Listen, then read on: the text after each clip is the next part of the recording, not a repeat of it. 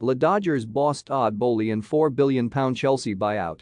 Fans arriving at Stamford Bridge yesterday for their team's Premier League clash with Wolves heard the news that the American tycoon and his partners had beaten off a host of rivals for the club, including former British Airways chairman Sir Martin Broughton and Boston Celtics co-owner Steve Pagliuca.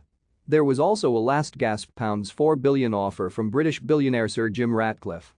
While the prospect of stability will be welcome, the news received a muted response from some fans.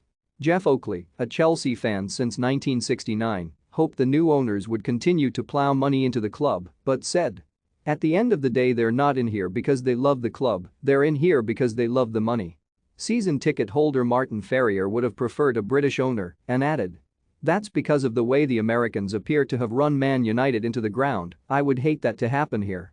Austrian Ferdinand Weiss, 22, said, "You have to pick oil money or some billionaire from the US. There is no savior out there." The deal dwarfs the £1.15 billion paid for rivals Man United by controversial US owner Malcolm Glazer and is the highest price ever paid for a sports club. The Blues had been put up for sale before owner Roman Abramovich was sanctioned for his alleged links to Russian President Vladimir Putin following the invasion of Ukraine. Abramovich, 55, cleared the way for a deal to go ahead after he reiterated he did not want his £1.6 billion loan repaid. Mr. Boehly, Clearlake Capital, Mark Walter, Hans-Jörg Wyss and British property developer Jonathan Goldstein must wait for Premier League and government approval before rubber stamping the sale, expected before the end of the month. The club is operating under a special license following sanctions which expire on May 31, allowing more than 3 weeks for the sale to be completed. The Premier League must ensure the consortium's members pass its owners and directors test.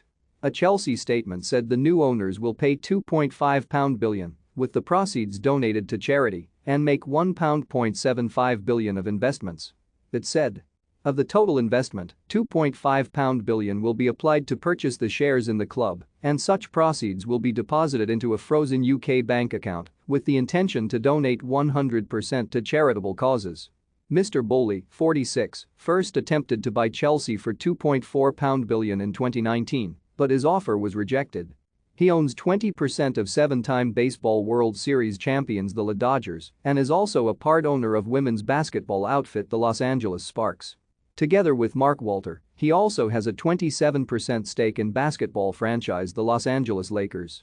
He is the chief executive of Eldridge Industries, a private holding company that invests in multiple industries, as well as owning Bruce Springsteen's song rights and betting firm DraftKings. Mr. Walter, 61, is the chief executive of Guggenheim Partners, a privately held global financial services firm with £250 billion in assets under management. Clearlake Capital is a Californian private equity firm with £58 billion of assets under management. It will own a majority of Chelsea shares. Nothing in football is over until the final whistle, as Real Madrid reminded us with that last-gasp Champions League victory over Manchester City. However, while the same rule applies to business off the pitch, the £4.25 billion purchase of Chelsea by Todd Boehly's American consortium is as good as done and dusted. It has been agreed and signed off by Roman Abramovich. Now the world record deal requires final seals of approval from the government and Premier League. Both boxes should be ticked before the end of the month. All of which means, from head coach Thomas Tuchel to the 1,000-plus staff to the massive global fan base, everyone tied to Stamford Bridge is breathing a little easier. Fears the most successful English outfit this century could cease to exist following the sanctioning of Abramovich have proved unfounded. There are still nagging doubts over 60% of the price paid coming from investment funds. Then there is the question of what happens to the money deposited into a UK frozen bank account. Yet the reality is Boehly and his consortium cannot act as they please once they take control. The terms agreed prevent them selling the club until 2032. And there will be no dividends paid during that period. It is far from perfect, and some supporters will be sad to see Abramovich go.